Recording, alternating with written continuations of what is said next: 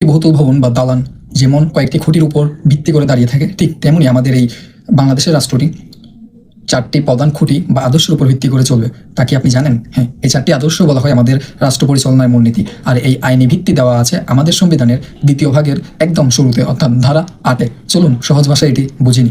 আমাদের সংবিধানের ধারা ৮-এ বলা হয়েছে রাষ্ট্রের মূলনীতি বা প্রধান মূলনীতি হবে জাতীয়তাবাদ, সমাজতন্ত্র ও শোষণের মুক্তি, গণতন্ত্র এবং ধর্মনিরপেক্ষতা।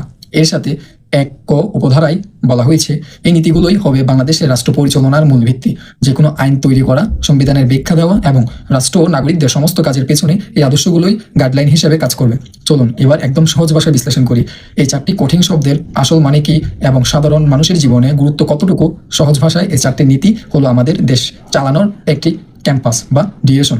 জাতীয়তাবাদ মানে আমাদের ভাষা ও সংস্কৃতির ঐক্য, সমাজতন্ত্র ও শোষণের মুক্তি নিশ্চিত করে যেন গরিব ধনীদের মধ্যে বৈষম্য দূর হয় এবং সবার অর্থনৈতিক মুক্তি আসে। গণতন্ত্র গ্যারান্টি দেয় যে দেশে শাসন ব্যবস্থা সাধারণ মানুষের মতামতের মূল্য থাকবে এবং ধর্ম নিরপেক্ষতা নিশ্চিত করে যে এদেশের প্রতিটি মানুষ যার যার ধর্ম স্বাধীনভাবে এবং নিরাপদে পালন করতে পারবে। তবে এই ধারায় একটি মজা এবং গুরুত্বপূর্ণ টুইস্ট আছে। এই নীতিগুলো কিন্তু কোনো মৌলিক অধিকার নয়।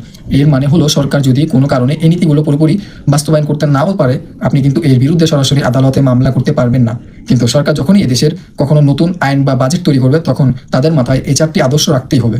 এটা মূলত রাষ্ট্রের জন্য একটি নৈতিক দিক নির্দেশনা। তাহলে বুঝতে পারছেন এই চারটি খুঁটির উপর দাঁড়িয়ে আছে আমাদের প্রিয় বাংলাদেশ। ভিডিওটি ভালো লাগলে লাইক করুন এবং বন্ধুদের সাথে শেয়ার করে দিতে পারেন। আমাদের চ্যানেলটি সাবস্ক্রাইব করে দিতে পারেন এবং পরবর্তীতে আমাদের এই সিরিজের আগামী পর্বের জন্য ওয়েট করতে পারেন। এবং যারা আজকের প্রথম ভিডিওটি দেখতেছেন তাদের উদ্দেশ্যে আমরা একটি সিরিজ চালু করেছি যেটির মূল উদ্দেশ্য হলো সহজ ভাষায় বাংলাদেশের সংবিধান সম্পর্কে জানি। আমরা সামান্য 2 থেকে 3 মিনিটের মধ্যে পুরো একটি ধারা বিশ্লেষণ করার চেষ্টা করছি এবং সাধারণ মানুষ অর্থাৎ আমরা যাতে খুবই সামান্য সুন্দর উদাহরণের মাধ্যমে আমাদের ধারাগুলো সম্পর্কে জানতে পারি, নিজের অধিকার সম্পর্কে জানতে পারি। তো সেই সিরিজটির প্রথম পর্ব থেকে দেখার জন্য সবাইকে আমন্ত্রণ রইল এবং আগামী পর্বের জন্য সবাইকে অপেক্ষা করুন। ততক্ষণ